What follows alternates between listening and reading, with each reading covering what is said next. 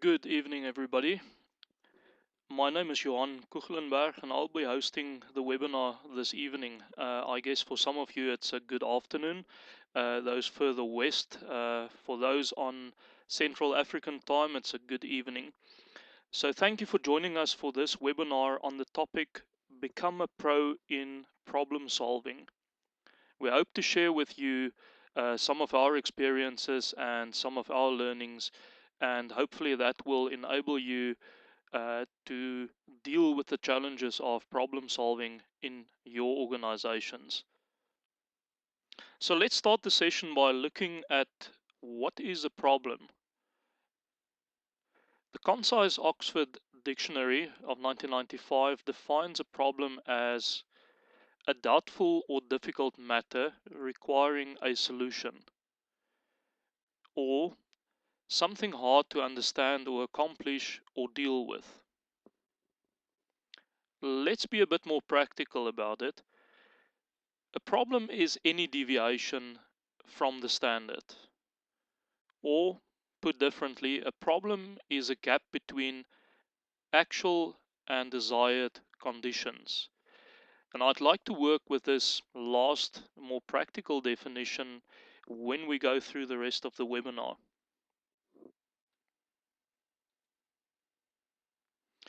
Why is it important to have a sound problem solving approach, whether in life or in business?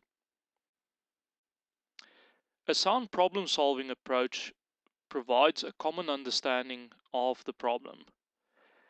This creates a fast and urgent initial response, something that we'll see later makes a big difference to how our problem turns out. Having a sound problem solving approach also reduces the time lost in debate, or shall we say argument. It means that we can focus our energy into solving the problem rather than arguing about who was in the wrong or who caused the issue.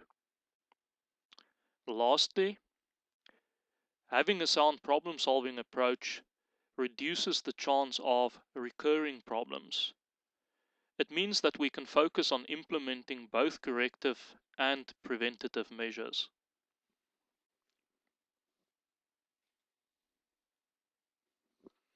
I guess when we look at getting a problem solving mindset, this quote by Albert Einstein is quite apt, where he said, "We cannot solve our problems with the same level of thinking that created them." Effective problem solving definitely requires a solid problem solving mindset. Now, let's talk a bit about getting a problem solving mindset. In business and life, you will all encounter some problems. I guess sometimes more often than you would like to see. Fortunately, there is an abundance of problem solving tools. However, some of these tools are complex and cumbersome. The key to effective problem solving lies in two behavioral elements. The first one is we need to unlearn the habit of trying ever increasingly complicated tools and methods. And the second one is we need to focus more on action. We shouldn't overplan, we should sometimes just do it.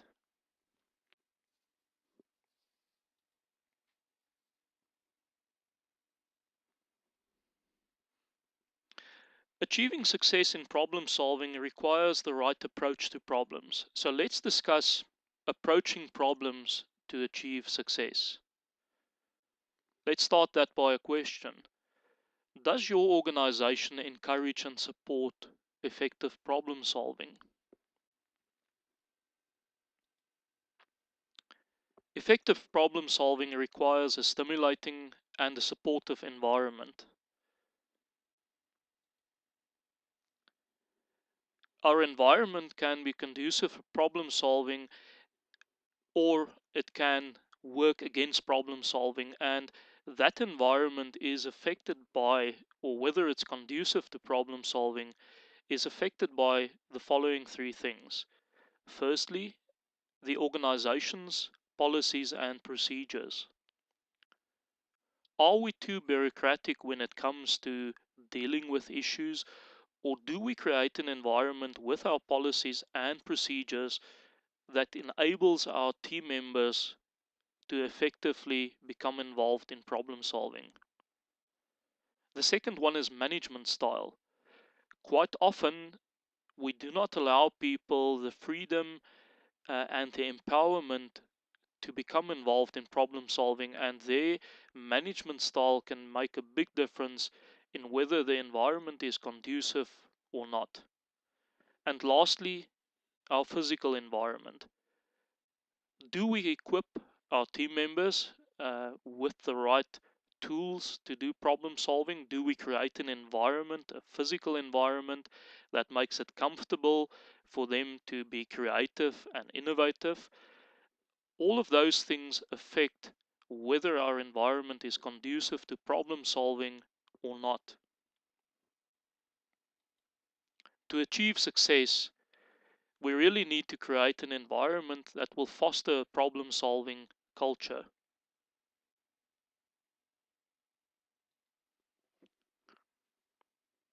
Now, there are many different problem solving approaches or techniques or methodologies. In this slide, I've merely added three of the very popular approaches to problem solving. The first one is just do it. Now, that is more appropriate when we're working with simpler problems, simpler issues, and it's really about picking the low hanging fruit. So it's about doing things without overcomplicating it. Then we've got two other options, the 1-6 Sigma, where we're working through a cycle that starts with define, then measure, then analyze, then improve, and finally control. And that's an ever turning cycle. That one is very popular in a lot of organizations. The other one that's not that much different, also very widely used, is the PDCA or Deming cycle, where we work with plan, do, check, and act. Now, as much as we've got all these problem solving approaches, it really goes a bit further than that if we want to achieve success. One should really ask the question, is it about culture, or is it about techniques, or is it a combination of the two? So before focusing on the techniques or the methodology, we really need to establish a good problem solving culture in our organizations. Without the right culture, even the best techniques will only provide mediocre results. We've seen that many times in our work with clients. Uh, Without the right culture, you can only really achieve medium success. Now, what is important when we talk about a problem solving culture? We would summarize it in the following 4 points. Firstly, our problem solving culture should make it possible for us to have a quick response.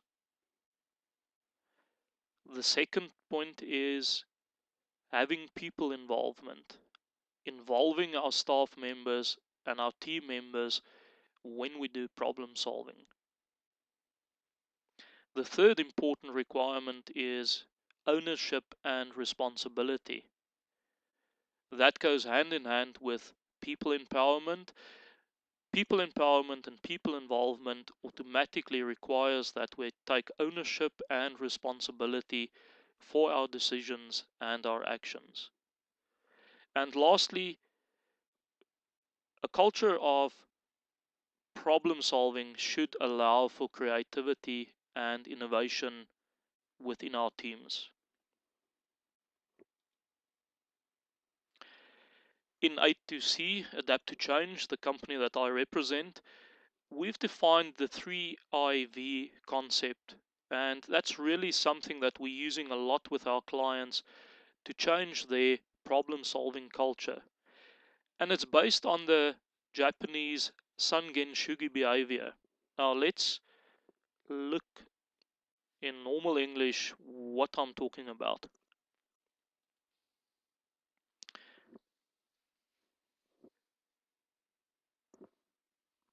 Let me introduce you to the Adapt to Change 3IV Quick Response Problem Solving Culture.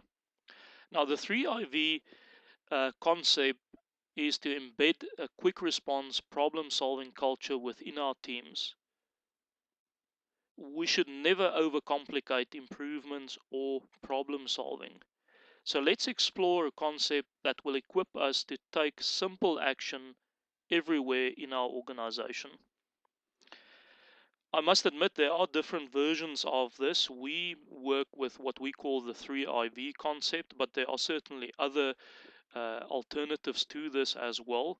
The 3IV, just preempting the next few slides, stands for identify, inform, investigate, and verify.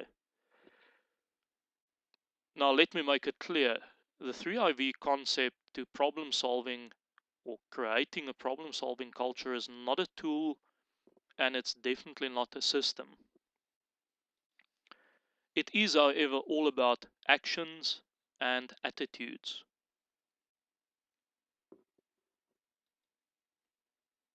I mentioned earlier that it's based on the Sangen Shugi behavior, and we're really talking here about creating a culture change within our organization in terms of the way we approach problem solving. So again, just to show you the 3 I's: identify, inform, investigate, and the V making up the 3IV, which ends in verify. Now let's look at Sangen Shugi. Sangen Shugi in Japanese refers to the 3 reals ideology. How do we put that together? Well, San is the Japanese for 3. Gen can be translated into real or actual, and Shugi refers to ideology. So we're dealing with the 3 reals ideology when we're talking about Sangen Shugi.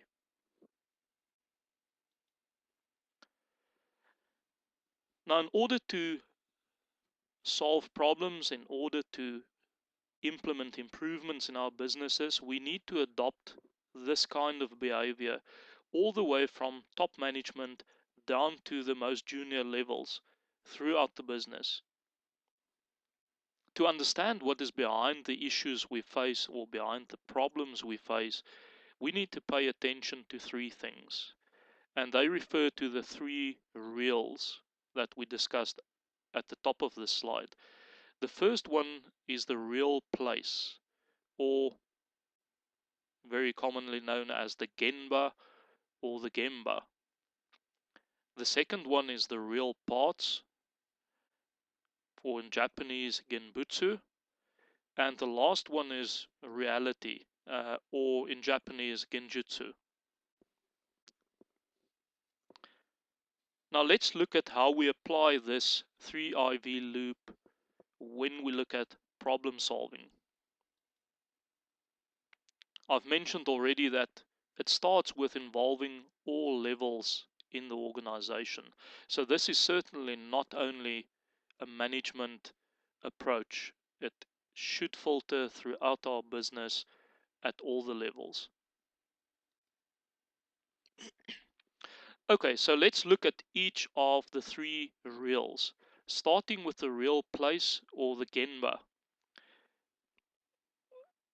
The culture change here is that we need our legs to go onto the Gemba or the Genba. We need to go where the work is done. We do not solve problems from the boardroom, but we rather go where the work is done, where the action is taking place, to observe and learn. The next real refers to the real parts, or in Japanese, Genbutsu. So in this case, We need our eyes to see good and bad parts, or good and bad service, or for that matter, good and bad processes. It will be much easier to understand the issue or the problem when we are able to compare between what works and what does not work. So that's the second reel that we're dealing with. The third reel refers to reality, or in Japanese, genjutsu. And this refers to the culture of speaking with data and facts. So it's really about refraining from jumping to conclusions before we have all the information, refraining from becoming emotionally involved when we face issues. So those are the three reels that forms the cornerstone of the Sangen Shugi behavior. Now let's take this a step further and see how we apply these concepts in our 3IV loop. We'll start with the first I, identify. In each case, I will discuss the specific focus area. In this case, identify, we will start with principles, then we'll look at the benefits we will get from applying this, and then finally the requirements for successfully applying this part of the loop. So in terms of the principles, it's really about being able to answer the following two questions. Do you have a problem? And secondly, can you detect the problem by yourself? So are we able to identify issues? Because we cannot start to solve a problem unless we have identified it. Now, the benefits by applying this is that in the first instance, it's important for everybody to understand that any problem is a source of improvement.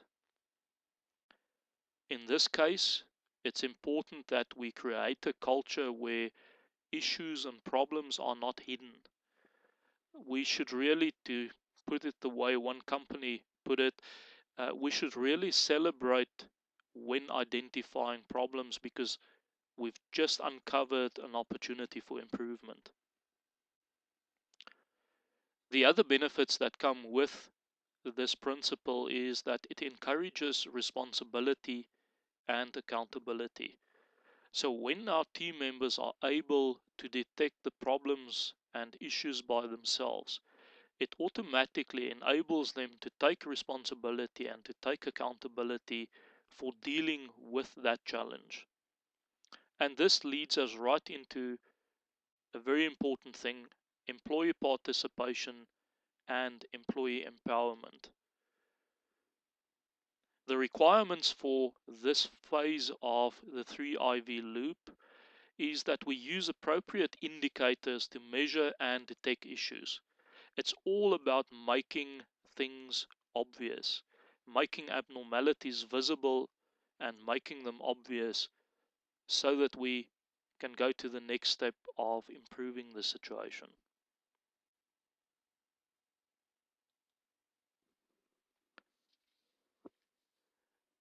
The second I stands for inform, or we could also call it communicate. When we look at inform, the principles are linked to two questions. The first one is, can you communicate in the right manner and at the right speed? And the second question is, do you break the issue down into smaller parts to speed up the communication? When applying this correctly, the benefits are that actions are simpler and quicker to complete, and when communication is done effectively, it makes that process of solving the issues much easier. It's also important that the right information reaches the right people at the right time. I think we've all experienced how difficult problems can become if the right information does not reach the right people at the right time. In terms of requirements for this part of the second phase, we need to assign tasks to make appropriate people responsible. So already at this point, we're starting to ensure that responsibility and accountability is in place to follow from the first phase, identify. Another important requirement is that we apply visual management or any other visual measures as well as standard communication procedures. It's important for people to be able to detect issues, and we can only do that if we have certain visual prompts or certain measures that will enable us to spot the abnormalities. And then it's very important that we have a standard communication procedure, because ultimately we want to make sure that the right information reaches the right people at the right time.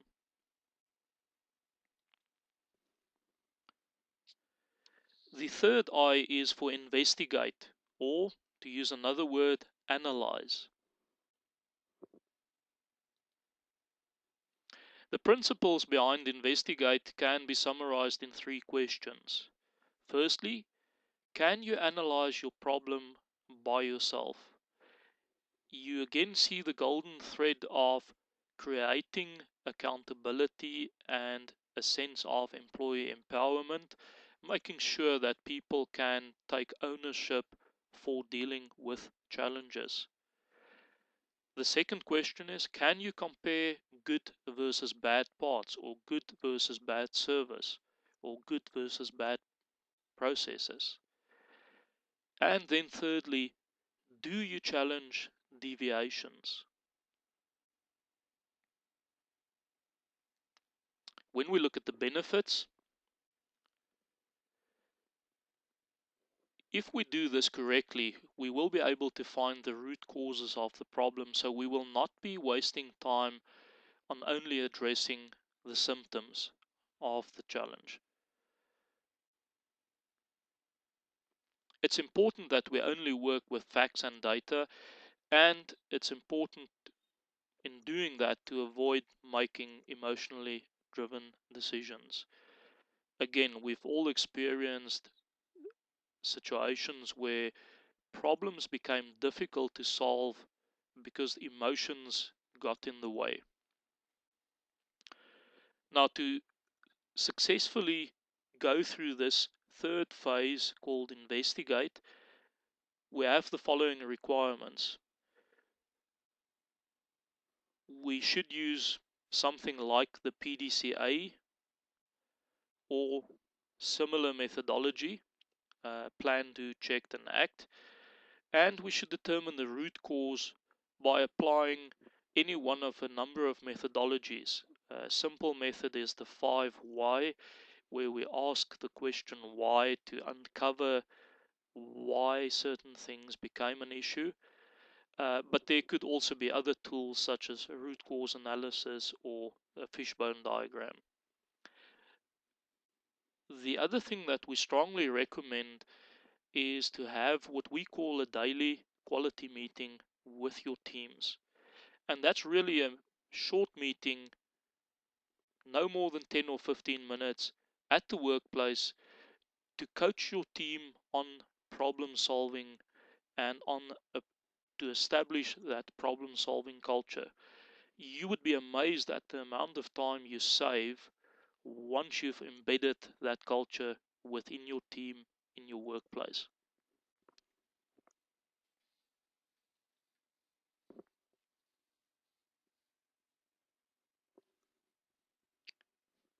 Our final phase in the 3IV loop is verify. That's what the V stands for.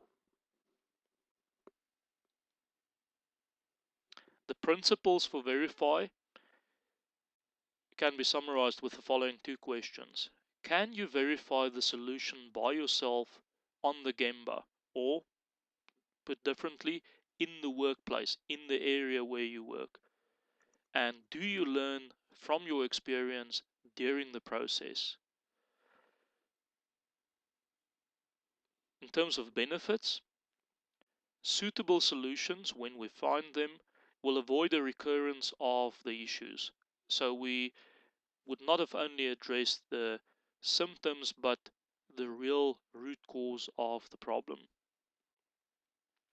And then secondly, and very importantly, building the skills and experience within our teams will make future applications a lot easier. So as we build this problem solving capability and this problem solving culture, we will find that quite often people are able to resolve issues before it escalates to higher levels in our organizations. Now, the requirement to have a solid verify phase, and I know this sounds a bit bureaucratic, but it is something that we strongly encourage, is to have documented processes and standards. Once you have that in place, people have something to verify against. We also need to ensure that solutions do not have negative impact on other processes. In most cases, processes are such that changes in one part of it will inevitably lead to an impact on some other part of the process. The whole concept of interrelatedness.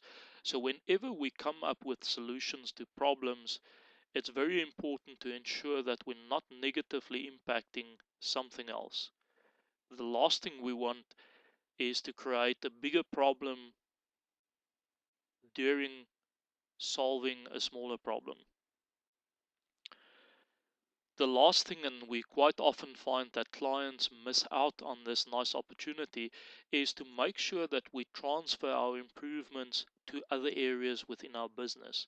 It goes hand in hand with the whole concept of building skills and experience.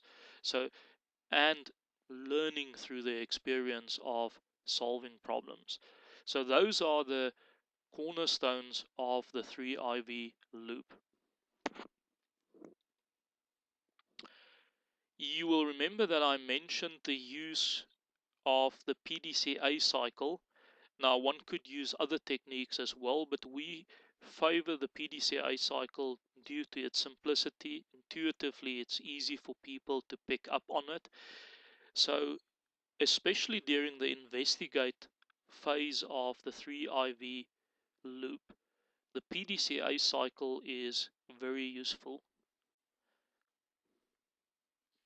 Let's take a few minutes to discuss the PDCA cycle. The PDCA cycle starts with plan. During the plan phase, we ask the question, what change is needed for improvement? What change is needed to solve the problem? We identify our purpose, we set some goals, and we also, very importantly, define how we will measure our successes. How will we measure whether the problem was resolved? Lastly, and quite obviously linked to the plan part of the phase, we plan our activities, and that includes planning who will be responsible for what. How do we break up the issue that we're dealing with?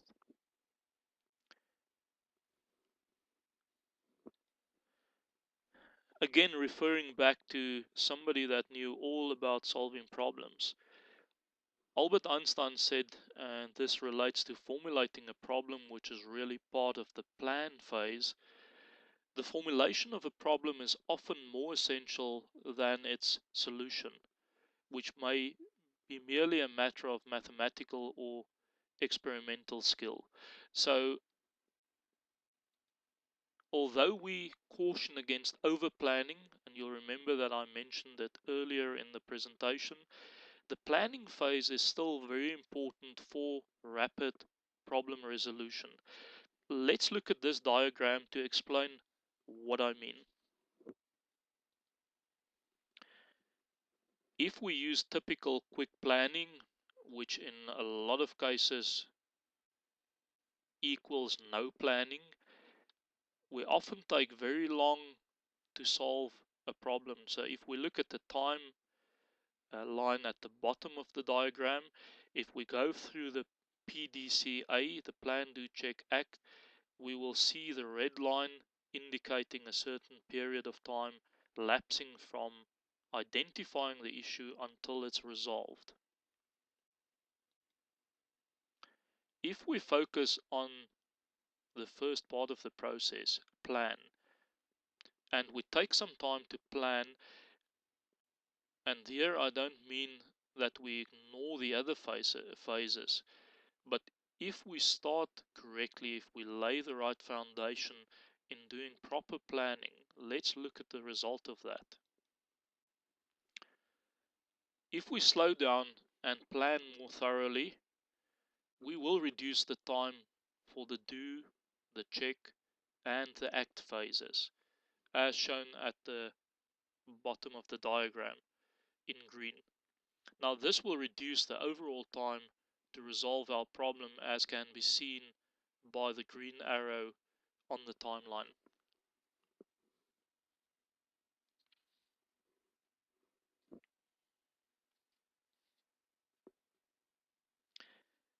Okay, now that we've emphasized the importance of the plan phase, let's go to the next step, do. The do phase involves collecting data and, unfortunately for some, also analyzing the data. Merely collecting the data is not enough. We then need to apply our knowledge and experience to define improvement opportunities, to define potential problem resolutions. And the last part of it, and this is really where the do comes in, we need to make the necessary changes to the process or to the area where we're facing the challenge.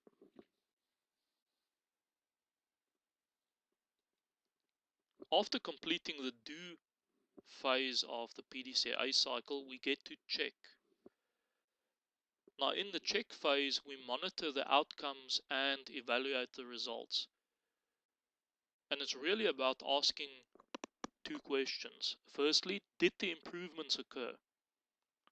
And secondly, did we see any unexpected outcomes?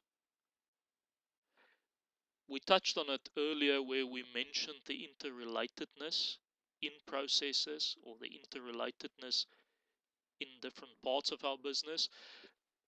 So in the check phase, we really need to critically look at what we've done in the do phase, whether it rectified the issue, and whether it caused any unexpected things in other parts of the process.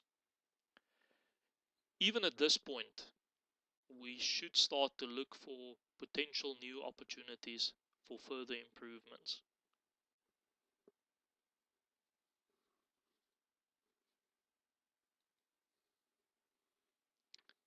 The last part of the PDCA cycle is the phase we call ACT.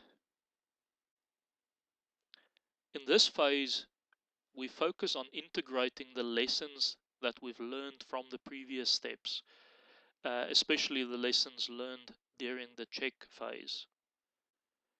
In this phase, we adjust methods or we adjust solutions if required.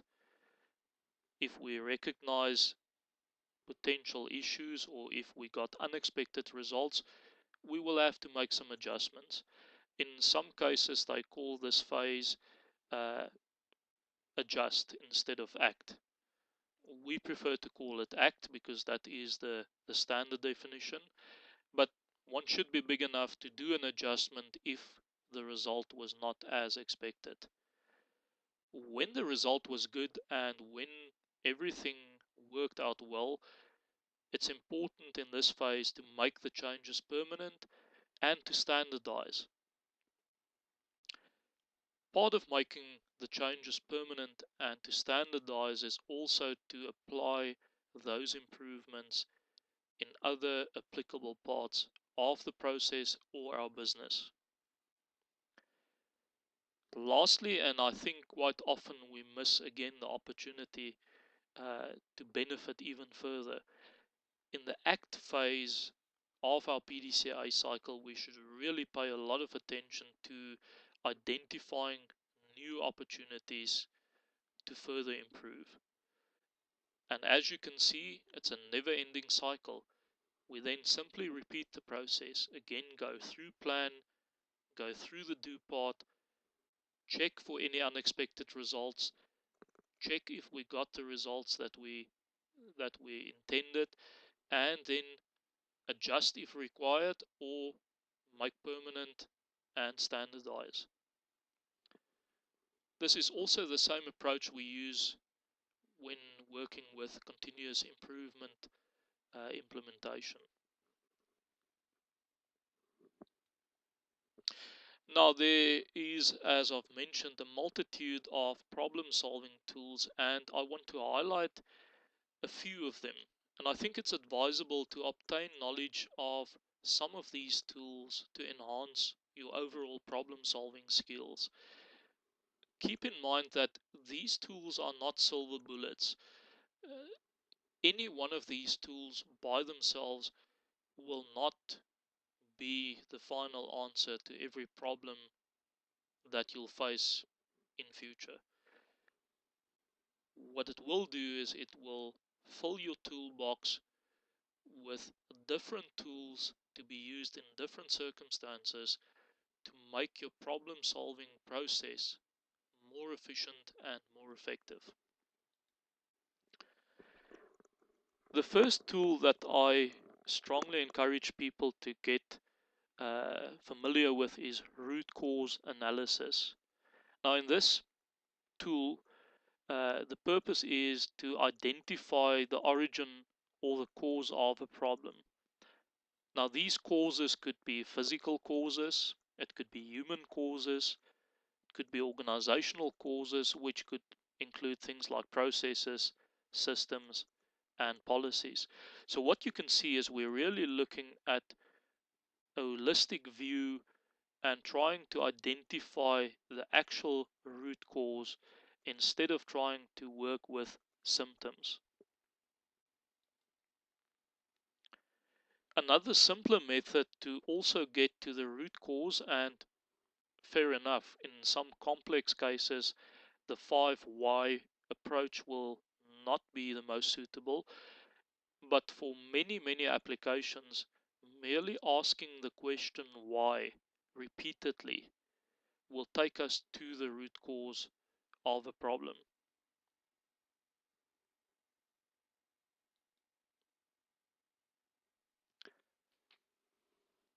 Another very useful tool is the cause and effect analysis, or more commonly known as the fishbone diagram. In this case, we're using a structured method that looks at things like people, processes, equipment, material, the environment, and management.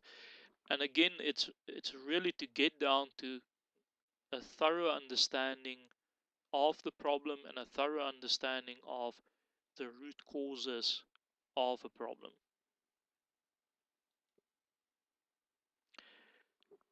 Another tool that's often underestimated is simple flowcharts. I think understanding and communicating how a process works can be made a lot easier for people if we use simple flowcharts. In a case like this, do take care to upskill your team members.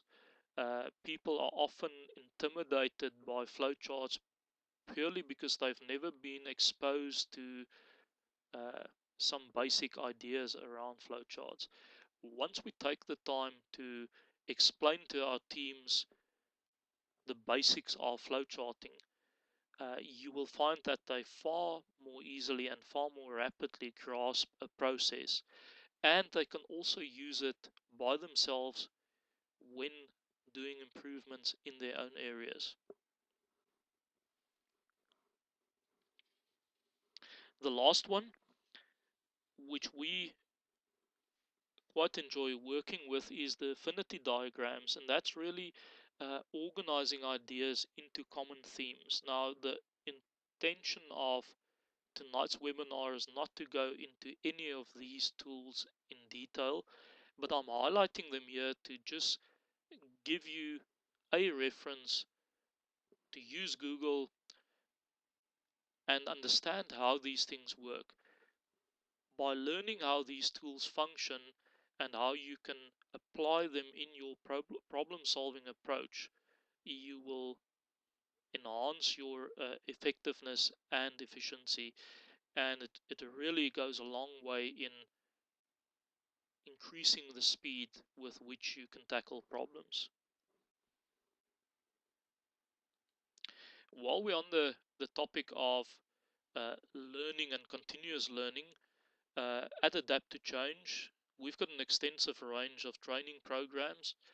These range from job performance enhancing to personal empowerment, as well as soft skills. These programs can be done on site in a client's facility. We can also do it off site at a centralized facility, or alternatively, we can do it online in either a webinar or other online type environment. We allow our clients to fully customize their training requirements. We also place a strong emphasis on the practical side. So all our courses include practical exercises as well as assessments. We strongly believe that people learn best by doing. So we're not focusing only on a classroom type intervention. We strongly believe that the value of the learning comes out in the doing. In order to support the skills development initiative and our training programs, we also have a range of online products in our online product store. Those include downloadable checklists, templates, how-to guides, ebooks, and posters.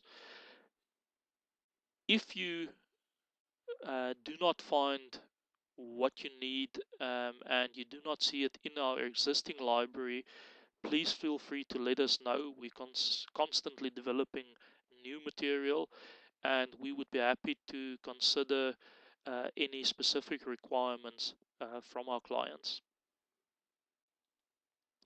Right.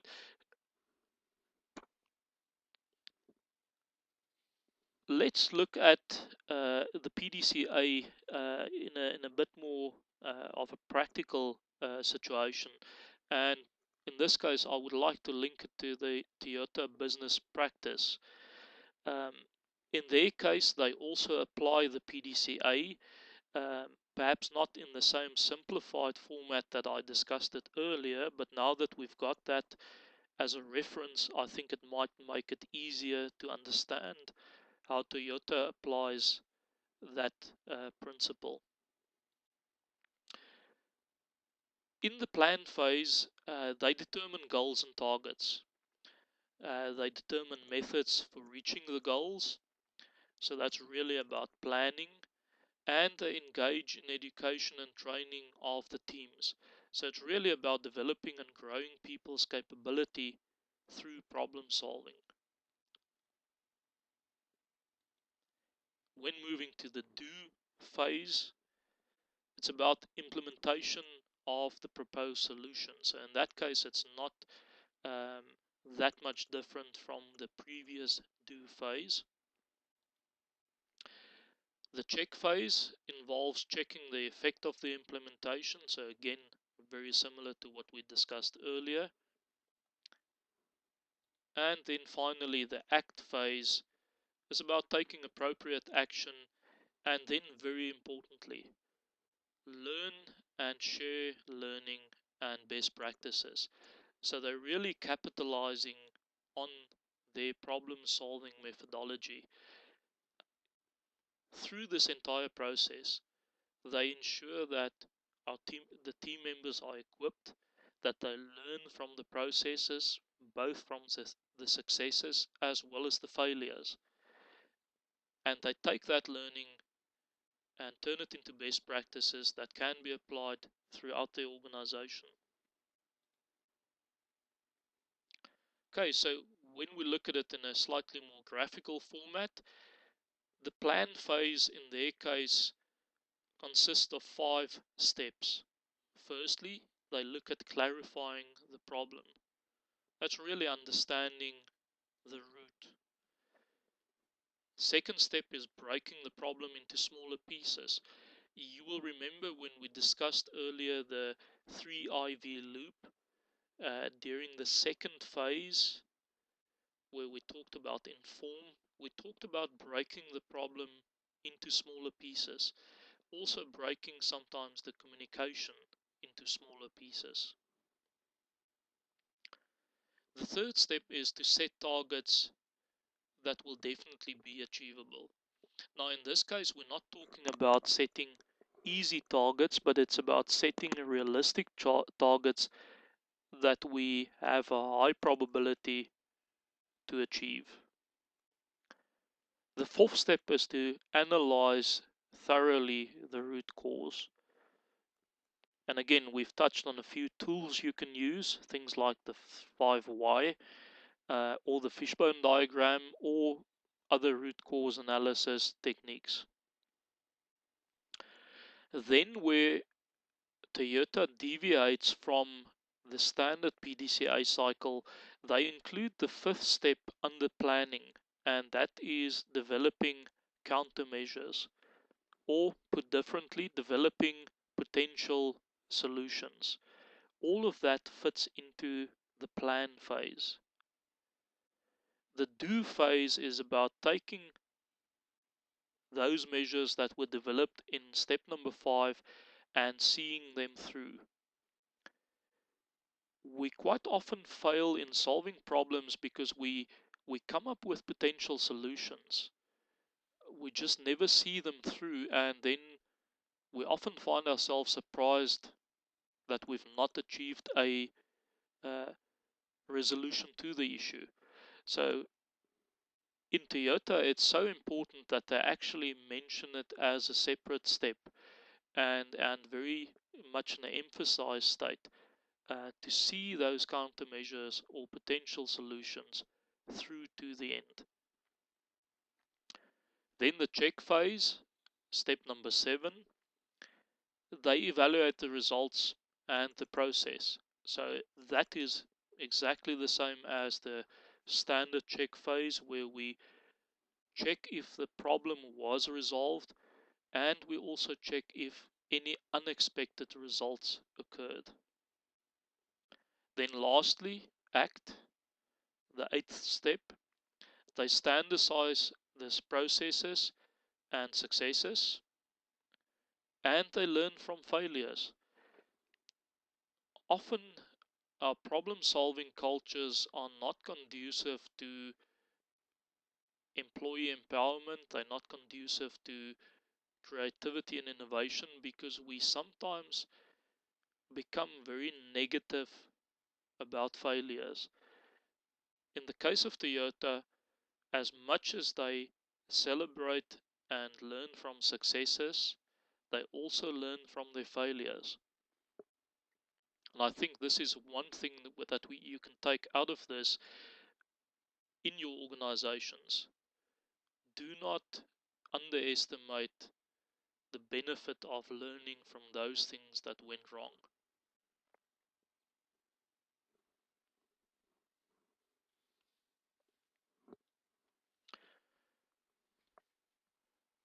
I think another important point to make, and I think this comes out in this approach that Toyota uses, with problem solving, it's not about striving for perfection, it's really about striving for progress.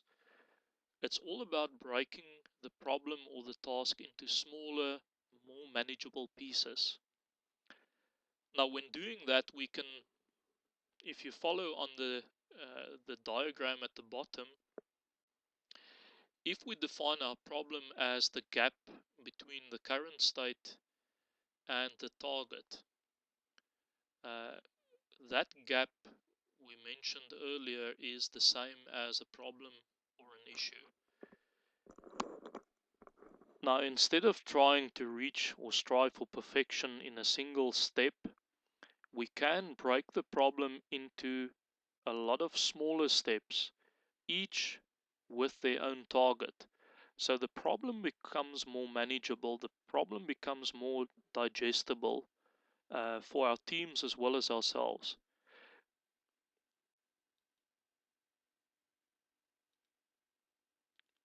Each of these steps can then be tackled with a micro PDCA cycle. So as we go along from one step to the next, we apply the PDCA cycle repeatedly as we move up the steps and as we resolve smaller targets along the way to finally reach the bigger target and ultimately the ideal state. I think sometimes we fall in the trap where we want to resolve an issue in a single step with the silver bullet approach, and quite often we discourage people from becoming involved in problem solving purely because that's our approach to it. When we break it up into smaller steps, you will find that people find it far less intimidating and they will be far more inclined to participate in problem solving. And that's all part of creating a sound problem solving culture in your organization. Now, lastly, I'd like to spend a bit of time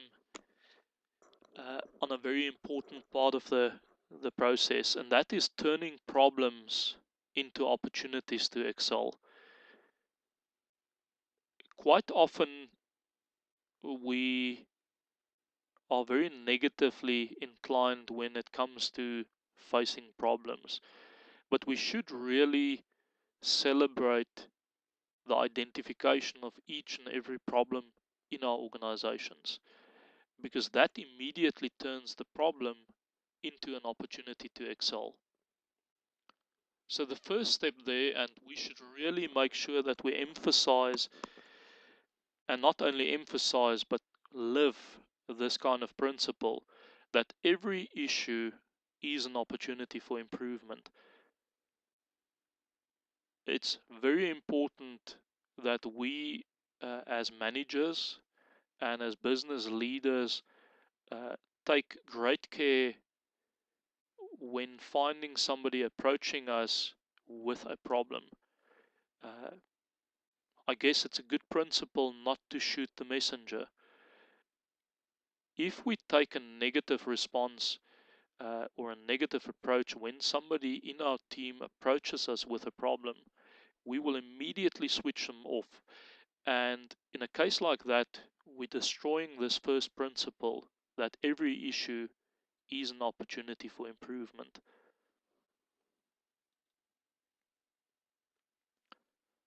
We should also encourage our team members, and as business leaders and as managers, we should certainly set the example by starting to make improvements today, starting to make improvements immediately, even if those are not perfect solutions. It's all about gaining a momentum, and it's all about, as we saw on the previous slide, taking small steps to cross the bridge. That way we can have a far less intimidating challenge to deal with, and it's far easier to get people on board to support the process. The last principle that we need to build into our problem solving culture is that no change or no improvement is too small. And linked to that, the very important principle that everybody can contribute and all improvements count. Now, again, this is something that we need to be very careful with, especially if we're in management positions, because if we communicate these principles, we need to live them, we need to set the example, and we need uh, to show our staff that we're genuinely serious about these principles in our organizations. By applying these three principles, you will find that it's far easier to turn problems into opportunities to excel than one would generally think.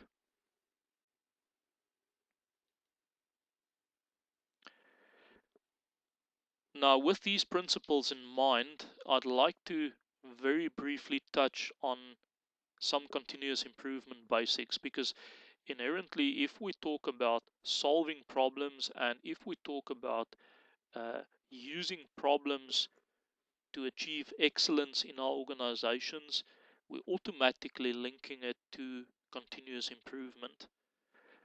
There are a few fundamentals for successful continuous improvement which we encourage our clients to adopt and to live. The first one is discard all conventional fixed ideas about doing work. There's no reason to keep on doing something purely because it was done like that in the past. We should think of how to do it rather than why it cannot be done.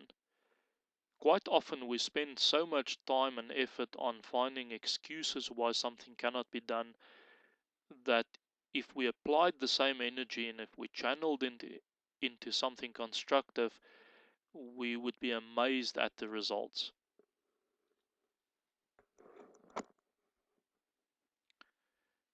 Do not make excuses. Start by questioning current practices. It links to the previous two fundamentals. No excuses. Constructively questioning current practices is the starting point of achieving excellence. This one you've seen already. We've touched on it in some of the previous slides. It's all about making improvements and making progress. So do not seek perfection. Begin to make improvements immediately, gain the momentum, even if it's only for 50% of the target. What we're talking about here is those steps that we saw on the previous slide to bridge the gap. It's not one single step. Quite often we need to take 3, 4 or 5 steps to reach the final target. The next fundamental is think of how you can solve the problem with ideas instead of money.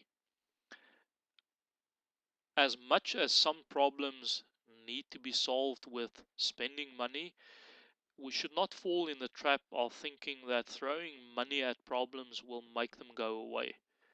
I think throwing more ideas at problems will probably be a far more effective solution. Mistakes are bound to happen, especially when you do things, so correct mistakes immediately the moment you identify them. If you apply a certain solution and you find that it gives an unexpected result, correct the mistake at that moment. Do not lose any time. None of us like failure, none of us like it when things go wrong. As we mentioned earlier with Toyota, gain wisdom from facing hardship. Learn from mistakes, learn from failures. A failure is only really a failure if we fail to learn from it. Again, seek root causes by asking why 5 times. You could also apply some of the other root cause analysis methodologies. Something that we're very passionate about in Adapt to Change: seek the wisdom of 10 people rather than the knowledge of one person. And what we're talking about here is to get all your team members on board. Don't face the problem as an individual. Uh, Many heads come up with a lot more creative ideas. So involve your people. They are the ones working in that process. They are the people that understand the challenges best. So involve them in the problem solving and in the continuous improvement process. Lastly, remember that opportunities for continuous improvement are infinite. They never stop. That is why a company like Toyota Motor Corporation can implement between 500,000 and 700,000 improvements per year. And they just happen to have done that for the last 40 years. So opportunities for continuous improvement never stops.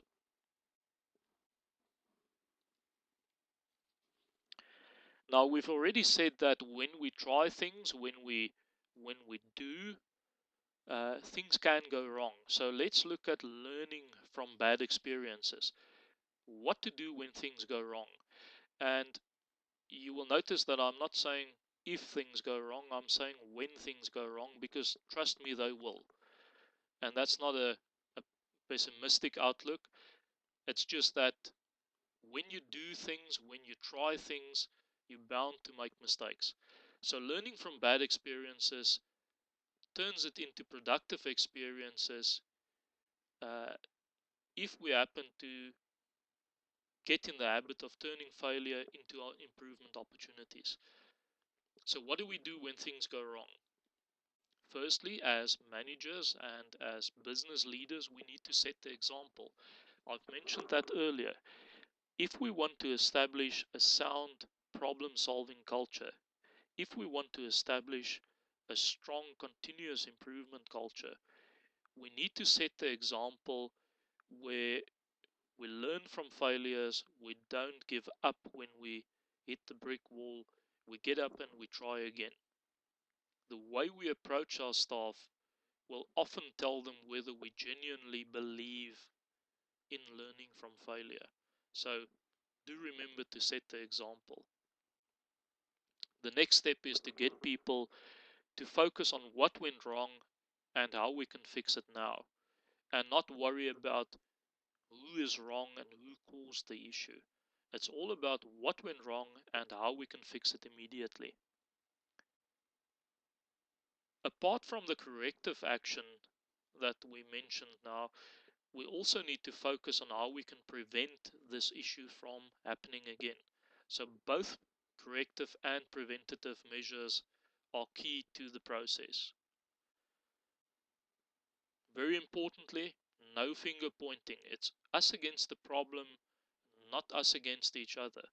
And there again, you will have to face the challenges quite often if you're in a management position, because when things go wrong, the emotions could be quite high. And as a manager, you will have to be that leader that establishes uh, that culture of not pointing fingers, not shooting the messenger. Lastly, as a team, we need to identify what we can learn from what just happened. Um, if we fail to learn from that failure, it it remains a failure. If we learn from that failure, it becomes an opportunity to improve. So I'd like to challenge you. Take the first step. A failure is only a failure if we fail to get up.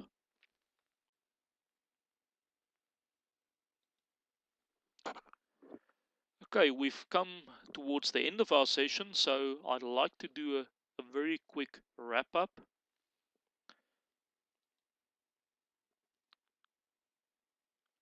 Going through what we've discussed now, it's important to understand that we need to develop an effective problem solving culture. Methodology by itself, without a sound problem solving culture, will only give us mediocre results.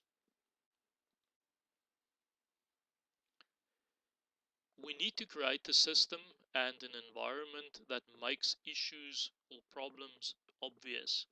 I've mentioned things like visual management or visual measures as one of the things that you could use to create a system that makes things obvious.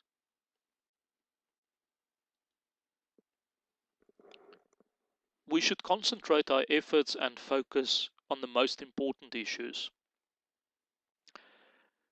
We touched on that very early on in the webinar. where we said that it's about establishing what those important things are and uh, not getting into debates and arguments about who caused it, why it's unpleasant. It's about focusing on what we can learn from the situation, reacting quickly with a corrective measure, and solidifying that with an appropriate preventative measure.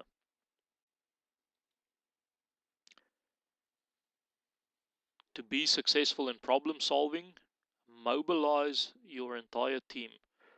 Teach all the employees basic problem solving methods. Don't do it by yourself. To become a pro in problem solving is to realize that you need to mobilize your entire team. Once you've equipped your employees with basic problem solving methods, as I've said, mobilize the abilities of all the employees.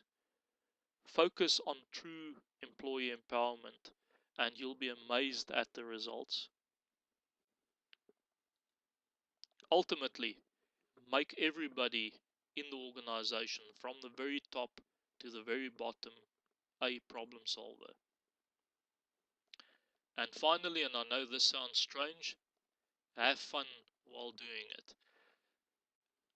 Problem solving is merely an improvement process, and we've already established that we can do a lot of learning from going through such a process. It's a bit of a journey, so we might as well enjoy the ride.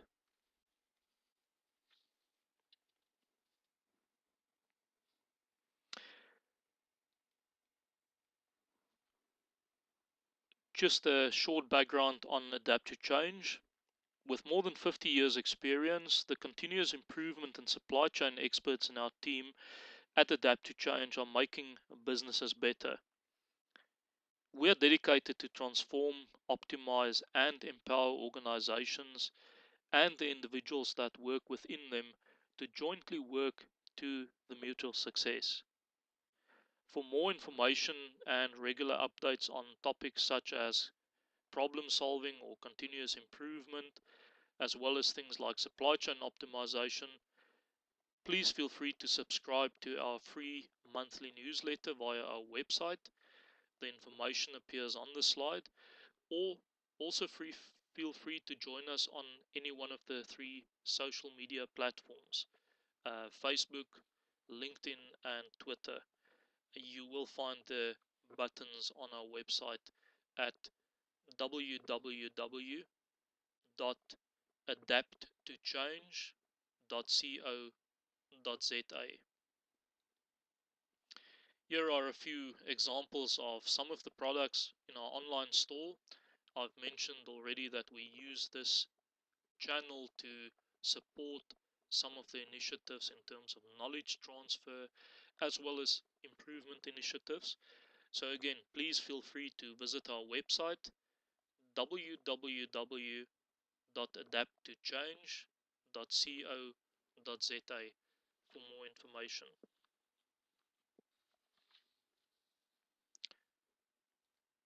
This brings us to the end of tonight's webinar.